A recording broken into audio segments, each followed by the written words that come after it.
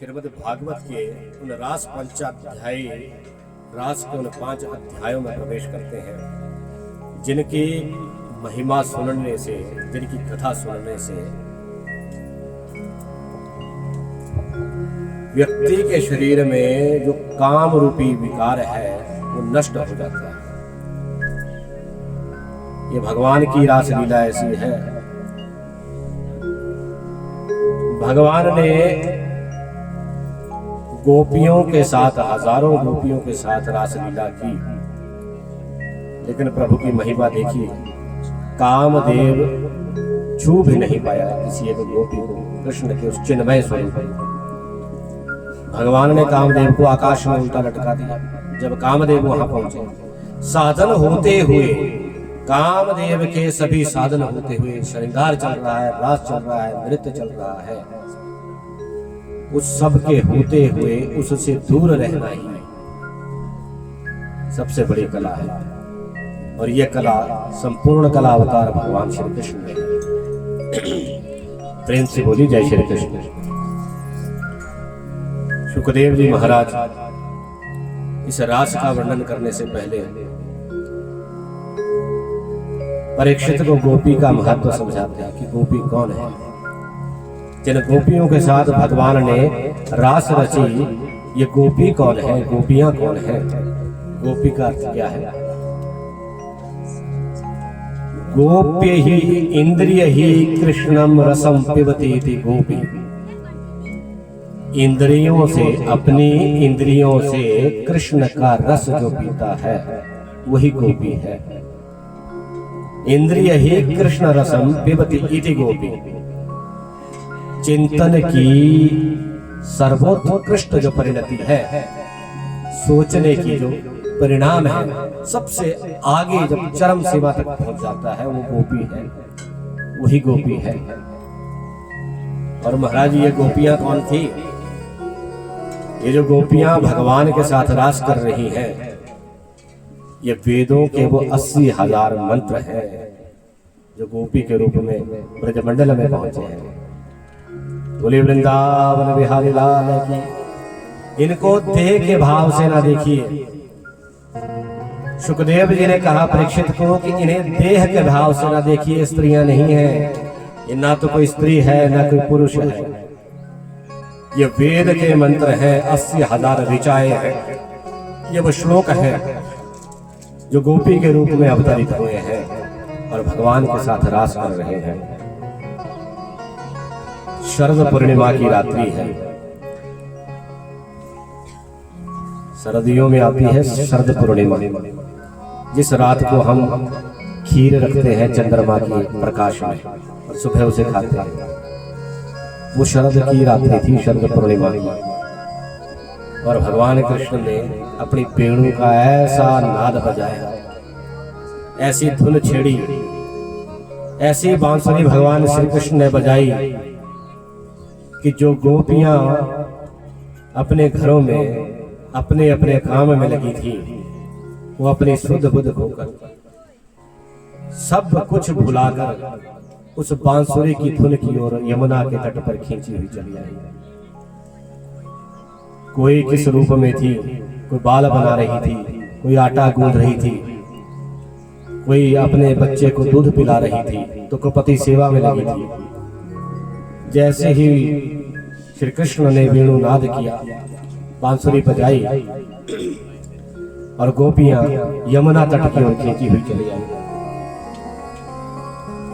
निशम्य गीतम तदरंगवर्धन वज्र श्रिय है कृष्ण गृहता मानव।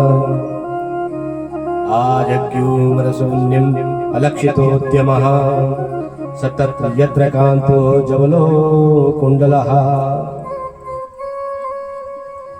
गोपियों ने कहना कि वेणु का निनाद सुना और अपने तन और मन की सुधि को भुलाते हुए यमुना के तट पर पहुंच गई। ऐसा विरह उनके मन में है, गोपियों के मन में दुस्सह पृष्ठ विरह है। गोविंद से मिलने का विरह पैदा हुआ, बड़ा भारी विरह पैदा हुआ। ऐसा लगे जैसे कि गोविंद न मिलेंगे तो कलेजा फट जाएगा गोपियों का। घर से निकली हैं और कृष्ण के दर्शन की लालसा में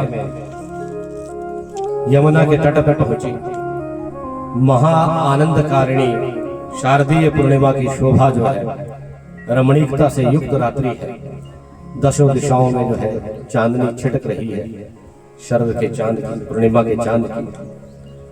और मदन मोहन अपनी मोहिनी माया का सहारा लेकर उस परिपूर्ण काम से अपने चित्त को रासलीला हेतु तैयार करते हैं।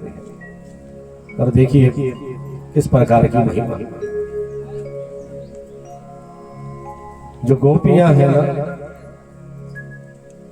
उनका यह भाव था कि कृष्ण के साथ व्यक्तिगत रूप से, एकाकी रूप से हमें रास करने का अवसर मिले। तो भगवान हजारों कृष्ण का रूप बना लिया, भगवान ने चिन्मय रूप बना लिया अपना।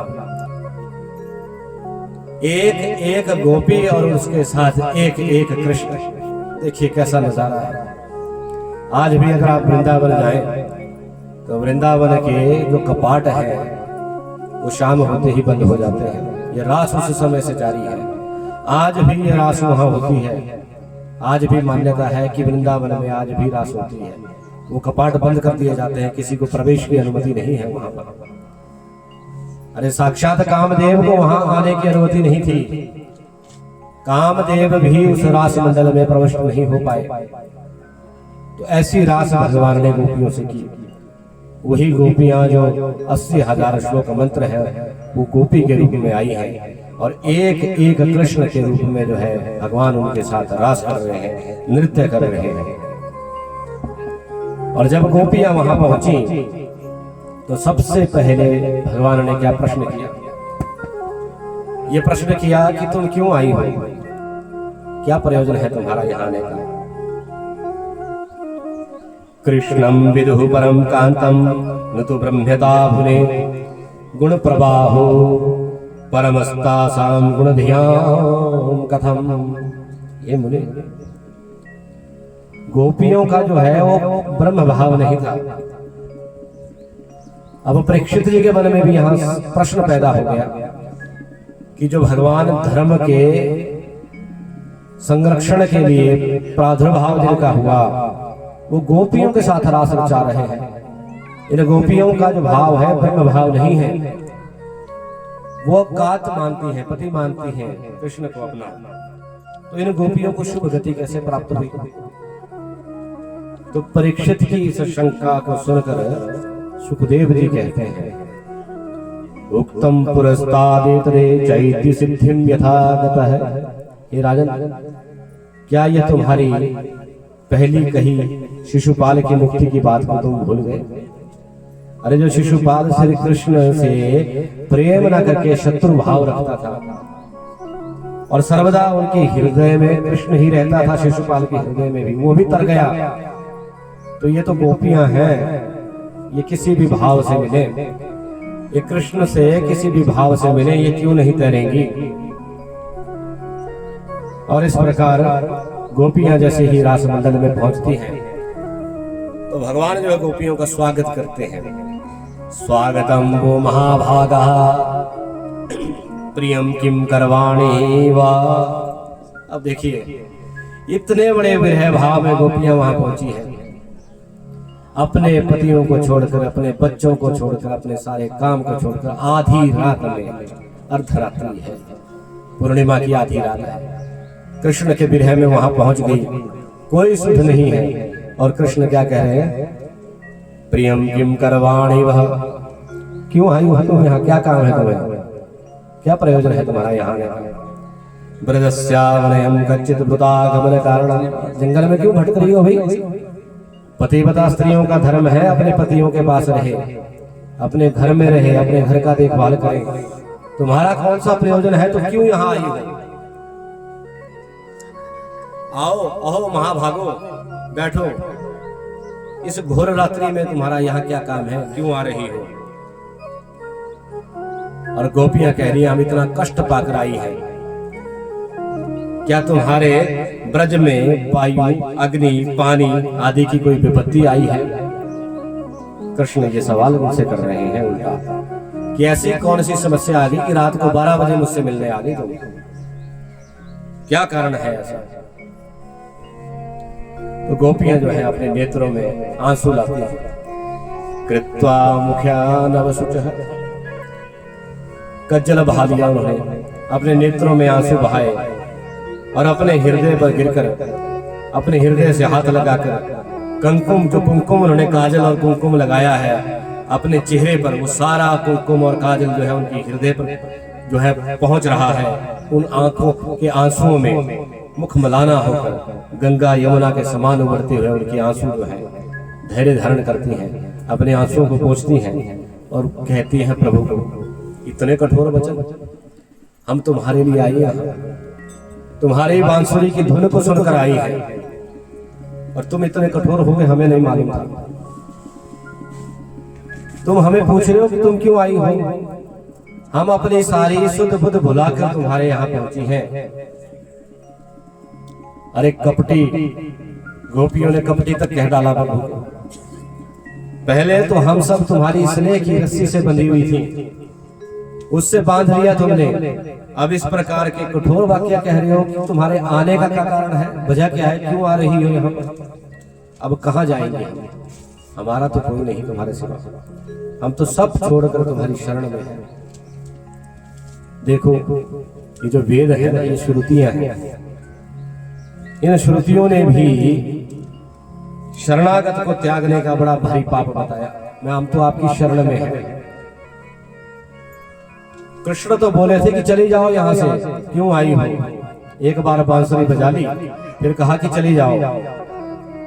खेल खेल रहे हैं गोपियों के साथ, और गोपियां जो है अपनी शुद्ध बुद्ध भुलाकर जब वहां पहुंची हैं, फिर शास्त्र के निर्देश देती हैं कि वेद क्या कहते हैं, जो शरण में आए हो उनको भगाना नहीं चाहिए,